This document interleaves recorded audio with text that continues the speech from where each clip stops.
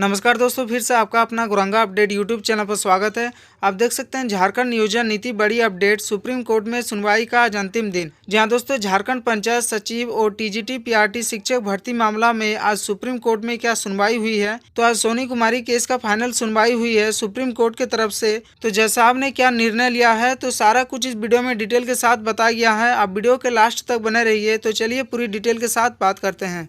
आप देख सकते हैं सोनी कुमारी केस अपडेट। यहाँ दोस्तों आज सुप्रीम कोर्ट की तरफ से फाइनल सुनवाई हुई है और इसमें क्या बोला गया है, तो यहाँ पर आप स्क्रीन पे देख पा रहे होंगे। सुप्रीम कोर्ट में पंचायत सचिव से संबंधित सुष्मिता मंडल की एसएलपी में सुनवाई आज प्रारंभ हुई, जिसमें अजीत सिन्हा सर ने बोलना प्रारंभ किया कि हमारा प्रोसेस डॉक्यूमेंट वेरिफिकेशन तक हो चुका है और हमें अभी तक अपॉइंटमेंट नहीं किया जा रहा है। जहां दोस्तों सुप्रीम कोर्ट में पंचायत सचिव से रिलेटेड सुष्मिता मंडल की एसएलपी में सुनवाई हुई है और इसमें अजीत सिन्हा सर ने बोला कि हमारा प्रोसेस डॉक्यूमेंट वेरिफिकेशन हो चुका है पर हम लोगों को अभी तक अपॉइंटमेंट नहीं किया गया है। इसके बाद यहाँ पर आप देख सकते हैं जज का कहना था कि आप यहाँ क्यों है, क्योंकि आप पार्टी ही नहीं है तो आप सीधे हाईकोर्ट जाइए, रीट पिटीशन डालिए, आपके खिलाफ कोई फैसला ही नहीं है तो आपको यहाँ नहीं होना चाहिए। तो यहाँ पर आप देख सकते हैं जज साहब ने बोला अजीत सिन्हा सर को कि आप यहाँ पर क्यों है, आप हाईकोर्ट जाइए और रीट पिटीशन डालिए, आपके खिलाफ कोई फैसला है ही नहीं इसमें,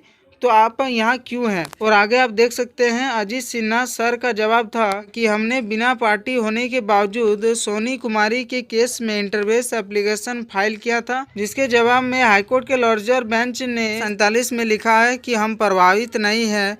66 का हवाला दिया गया। साथ ही यह भी बताया गया कि अनुसूचित जिला में भी नियुक्तियां की जा सकती थी पर झारखंड राज्य ने नहीं किया। जहां दोस्तों यहाँ पर 66 का हवाला दिया गया और बताया कि अनुसूचित जिला में भी बहाली की जा सकती थी पर झारखंड राज्य ने ये नहीं किया। और उसके बाद आप अगला अपडेट देख सकते हैं। इसके बाद अजीत सिन्हा सर ने गैर अनुसूचित जिला के पद और राज्य स्तरीय पदों का उल्लेख किया कि केवल 2 ही पद पंचायत सचिव और लिपिक के पद जिला वाइज हैं, बाकी 4 पद भारत का कोई भी अभ्यर्थी भर सकता था। यह भी पर हम आकर सुप्रीम कोर्ट में फंसते हैं क्योंकि टीचर का सब्जेक्ट मैटर जो चैलेंज है वह इसी नोटिफिकेशन 5938 के अंतर्गत है।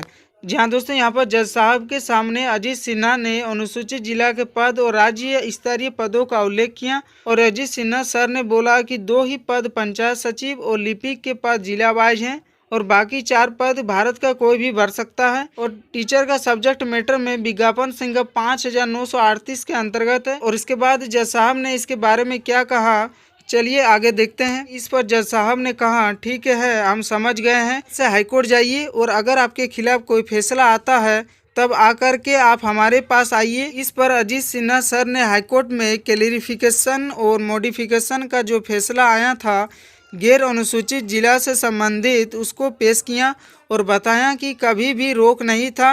गैर अनुसूचित जिला में जो कि हमारे वैकेंसी में अभी 2 पद और 4 राज्य स्तरीय पद हैं, इस पर जज सहमत हुए और अपना इंटरेस्ट दिखाने लगे।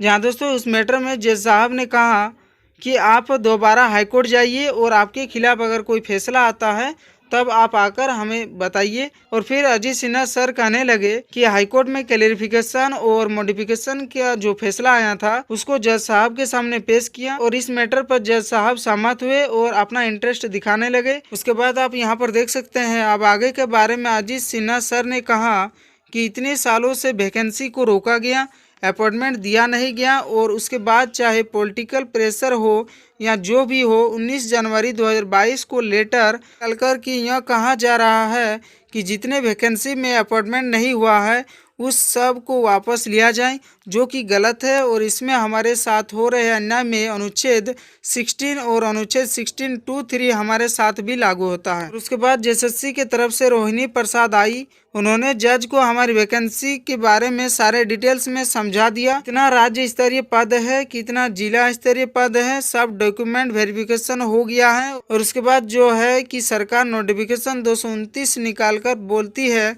कि वापस ले ले। साहब इस पर हंसने लगे, कहने लगे कि आप किसको सपोर्ट कर रहे हैं। जहां दोस्तों जेएसएससी की तरफ से वकील रोहिणी प्रसाद आई और जज साहब को वैकेंसी के बारे में सारे डिटेल समझाया कि कितना राज्य स्तरीय पद है, कितना जिला स्तरीय पद है और सभी का डॉक्यूमेंट वेरिफिकेशन होने के बाद और सरकार नोटिफिकेशन 229 निकाल कर बोलती है कि इसको वापस लिया जाए। तो इस पर जज साहब हंसने लगे और रोहिणी प्रसाद को कहने लगे कि आप किसको सपोर्ट कर रहे हैं। आप देख सकते हैं आखिरकार जब अजीत सिन्हा ने भी कहा कि सब प्रोसेस पूरा होने के बाद ये कह रहे हैं कि वापस ले रहे हैं, जो कि गलत है। इस पर जेएसएससी के वकील ने कहा कि हमें परमिशन दिया जाए कि हम इस वैकेंसी को वापस लेकर नया नोटिफिकेशन जारी कर सके।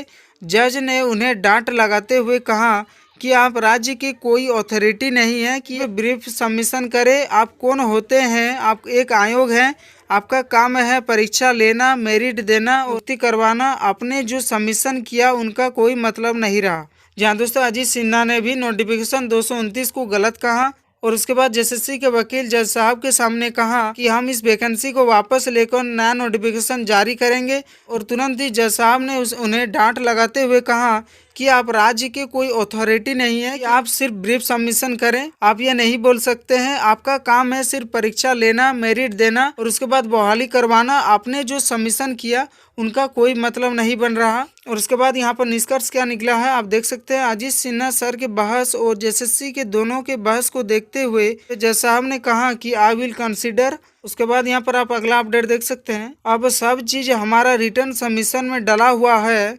हो सकता है कि जज फैसला एक बार सुना दे, लेकिन इसमें थोड़ा संशय भी बना हुआ है कि उनके दिमाग में यह है कि हमारे खिलाफ फैसला हाईकोर्ट ने तो नहीं दिया, यह हमें हाईकोर्ट जाने का आदेश भी दे सकते हैं। ईश्वर के ऊपर फैसला क्या आएगा देखने लायक होगा, लेकिन अगर 13 जिला शिक्षक को बचाया जाएगा तो हम भी सुरक्षित हैं। और उसके बाद हम आगे देखते हैं। जज ने साफ कर दिया कि हम 11 और 13 जिलों को अलग अलग नहीं देख सकते हैं। पूरी नोटिफिकेशन और बहाली को एक करके देखेंगे, चाहे टीजीटी हो या पंचायत सचिव। जहाँ दोस्तों जज साहब ने इस सुनवाई पर साफ साफ बोल दिया कि 11 और 13 जिलों को हम अलग अलग नहीं देख सकते हैं। हम पूरी नोटिफिकेशन और बहाली को एक करके देखेंगे, चाहे टीजीटी हो या पंचायत सचिव। और आप लोगों का स्टेट मेरिट लिस्ट ही बनेगा। शायद जो भी सुनवाई आएगा अभ्यर्थी के हित में ही आएगा। तो अगर आप इस चैनल पर पहली बार आए हैं तो चैनल को सब्सक्राइब करके बेल आइकन को प्रेस कर लीजिएगा। फिर मिलते हैं अगले वीडियो में, तब तक के लिए जय हिंद।